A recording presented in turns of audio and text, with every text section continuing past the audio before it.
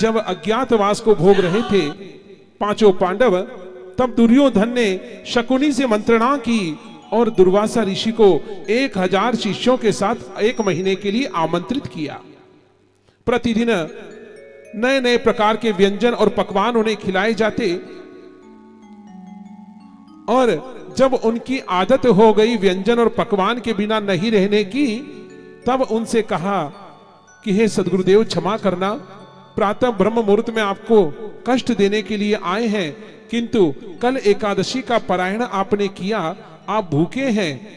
विचार तो मैंने बहुत किया था, मेरा परम सौभाग्य कि आज भोजन यहीं पर करते, हस्तिनापुर भाग्यशाली हो जाता, सौभाग्यशाली हो जाता, किंतु क्या करें, हमारी जो काकी जी हैं कुंती काकी, उन्होंने आज आपको आमंत्रित किया है, इसलिए आपको वहां पर जाना है भोजन ग्रहण करने के लिए।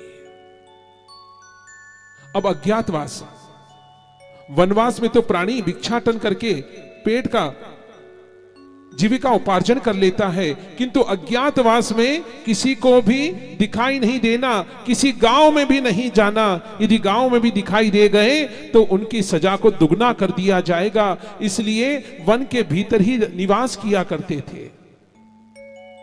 धन्य है द्रौपदी पांचाली, जिन्होंने सूर्य की उपासना करके सूर्यनारायण भगवान से एक चरु को प्राप्त किया। सूर्यदेव ने कहा, हे पुत्री, जिस प्रकार से तुम यज्ञ से प्रकट हुई थी,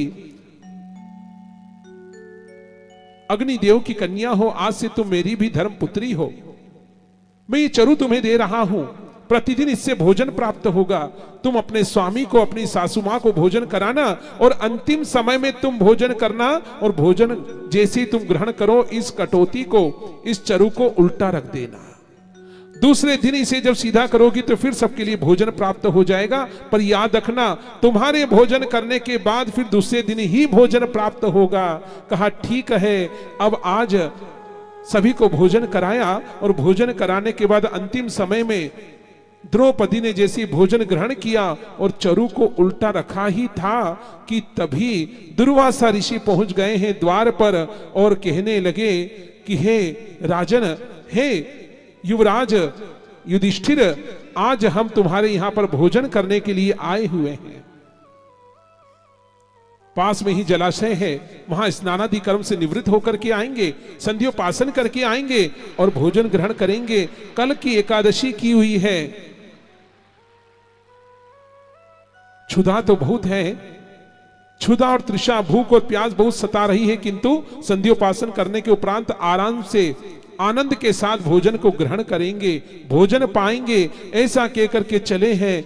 युधिष्ठिर जी भीतर आए दौड़ करके और कहने लगे कि हे देवी, हे पांचाली, भोजन तैयार करो, क्योंकि दुर्वासा ऋषि हजारों शिष्यों के साथ आए हैं, आज यहीं पर भोजन ग्रहण करेंगे। थर थर कांपने लगी, विचार करने लगी कि मैंने इतना शीघ्र भोजन ग्रहण क्यों कर लिया, मैंने आज अतिथि की प्रतीक्षा क्यों नहीं की, अब तो भोजन कल ही प्राप्त होगा। चिंतातुर हो गई है। ये नियम तभी से चल रहा है कि जब अपनी बेटी का विवाह करती है ना माताएं, तब विदा करती है, जब फेरे होने के बाद तो उसके कान में सीख देती है कि मेरी लाडो, सदैव याद रखना, तू जब तक मेरे घर में थी तू बेटी बन करके रही और मैं गरम गरम फलके सेक करके पहले तुझे जिमाती थी, किंतु अब तू बहू बन करके वधू प्रवेश करेगी ससुराल में और वहां सबको जिमा करके फिर भोजन को ग्रहण करना। आज यहां पर विचार करने लगी। ये उस समय की बात है, आप चिंता मत करो, अभी तो सब चाले हैं, जय सब चलता है। वो क्या दुकान से आएंगे नहीं तो क्या हम भूखे मरेंगे क्या, हमको तो भोजन करना है, हमको और भी बहुत सारे काम रहते हैं। जय श्री कृष्णा। अब यहां पर चिंतातुर अवस्था में बैठी और चिंता चिता एक समान होती है। युधिष्ठिर जी बाहर जाकर के बैठ गए कह करके, अब भीतर विचार करने लगी मैं क्या करूं क्या करूं। एक स्त्री का स्वभाव है कि जब दुखित मन होता है पहले अपने स्वामी से कहती है, और स्वामी से कहने के उपरांत भी जब निवारण ना निकले, कोई हल ना निकले, समाधान ना हो, तो अपने धर्म के बीरा को या अपने माजाए भाई को याद करती है क्योंकि सुलक्षणा कन्या जो होती है वो अपने माता पिता को किसी प्रकार की वेदना नहीं देना चाहती, चिंता नहीं देना चाहती, इसलिए अपने भाई से अपने मन की बात करती है।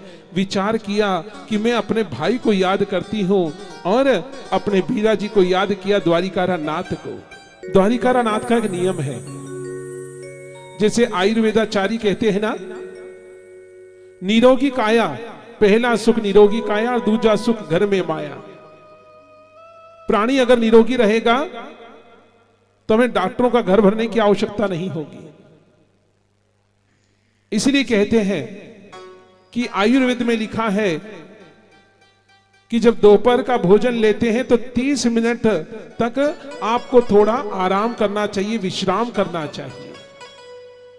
और सायंकाल का जब भोजन लेते हो तो उसके बाद आपको 1000 कदम तक अवश्य चलना चाहिए, तो कभी आप बीमार नहीं होंगे। अब द्वारिकारा नाथ का नियम था कि जैसे ही उनको उनकी अर्धांगनिया सतभामा जी, रुक्मण जी, जामवंती जी भोजन ग्रहण करवाती तो भोजन कराने के बाद उनको पंखा झल करके थोड़ा विश्राम कराती थी। अब यहाँ पंखा चला जा रहा है, विश्राम कराया जा रहा है और भोजन पूरी तरह से अभी हुआ ही नहीं कि तभी गुहार लगा रही है द्रौपदी जी। और पांचाली ने जैसे ही निवेदन किया और अरदास लगाई, द्वारिकारा नाथ उठ करके चमक करके खड़े हो गए। रुक्मणी जी, सतभामा जी, जामवंती जी बार बार पैरों में प्रणाम करती हैं। हमारी बंदगी में कौन सी चूक रह गई है, हमने कोई अपराध कर दिया है, आप सोती नींदों में, काची नींदों में उठ करके कहां जा रहे हो? उन्होंने कहा हमारी भेड़ के ऊपर भीड़ पड़ी है, अरे मने आराम नहीं करनो है। इतना कह करके वे उठ करके दौड़े और दौड़ करके सीधे रथ में आरूढ़ हुए। दारुक सारथी को भी नहीं बुलाया और रथ की डोर अपने हाथ में लेकर के रथ दौड़ाते दौड़ाते पहुंच गए हैं वन की ओर। वन में पहुंचे और वन में जाकर के उन्होंने कुटिया के आगे के द्वार से नहीं आए, पीछे के झरोके से छलांग लगा करके अपनी बहन के पास आए। कहते ना कि चोर चोरी से जाए पर हेरा फेरी से नहीं जाए। कन्हैया सीधे रास्ते कभी जाते ही नहीं है। जब देखा कि बाहर द्वार पर आंगन में बैठे हुए हैं 5 पांडव पुत्र, तब वे विचार करने लगे, मुझे भैया ने थोड़ी बुलाया, मुझे तो मेरी बहन ने बुलाया है, धर्म की बहन ने बुलाया है। झरोके से कूद करके बहन के पास गए, कहा कि देख बहन मैं आ गया। आ गए द्वारिकाधीश, भैया देखो ना मेरे ऊपर कितना बड़ा कष्ट है। अरे बोले मैं बाद में सुनूंगा, सब कुछ सुनूंगा और जो मुझसे होगा वो निवारण भी करूंगा, किंतु पहले भूख लगी है, भोजन खिला, भोजन ग्रहण करवा, मैं भोजन पाऊंगा उसके बाद तेरी बात सुनूंगा और जो हो सकेगा वो करूंगा। कहा कि कैसी बात कर रहे हो, भोजन नहीं है उसी का तो रोना है। दुर्वासा ऋषि पधारे हैं और आज यदि उनको आतिथ्य को स्वीकार नहीं किया तो वे क्रोधित होकर के श्राप दे देंगे हमको, पहले ही अज्ञातवास भोग रहे हैं। कहा कि भूखे तो मैं कोई काम करता नहीं हूं, थोड़ी देर बाद, कुछ घड़ी बाद तू यदि मुझसे निवेदन करती तो मैं जिम जुट करके आता, तेरी भोजाई के सामने से थाल छोड़ करके आया हूं, भूख लगी है। कहा कि अब कठोता भी खाली हो गया है, कल ही अन्न मिलेगा। कहा दिखा तो कहां है तेरा चरू? चरू ला करके दिया, सीधा किया तो उसमें एक तंदुल था, एक भात का, एक चावल का दाना था, उसे उठा करके अपने मुखारविंद में रखा और जैसे ही चबाए बिना ही गले के नीचे उतार लिया तो डकार लेने लगे और कहा कि मैं तो तृप्त हो गया, संतुष्ट हो गया। यहां पर उनने डकार ली और वहां पर स्नान करते हुए सूर्य देवता को अर्घ देते ही सभी डकार लेने लगे ऋषि मुनि गण और कहने लगे क्षमा करना गुरुदेव, आज भोजन नहीं कर पाएंगे, अजीर्ण हो जाएगा, इसलिए भोजन नहीं करना है। पंगत में जाते हैं ना और वहां पर कोई चीज अच्छी लग जाती है, पेट भर जाता पर मन नहीं भरता। अब सामने वाला का तो क्या बिगड़ेगा, कुछ बचेगा नहीं, कोई बात नहीं, उसका कुछ बिगड़ने वाला नहीं, किंतु अजीर्ण हमें हो जाता है। 3 दिन तक खाने का स्वाद नहीं आता, खट्टी डकारें आती है, दुखी हमें होना पड़ता है। इसलिए अपनी सेहत का ध्यान हमको रखना पड़ता है। जो डॉक्टर आपको कहता है ना आपको शुगर हो गई है, वो भी जब ब्राह्मण को बुलाता है अपने यहाँ पर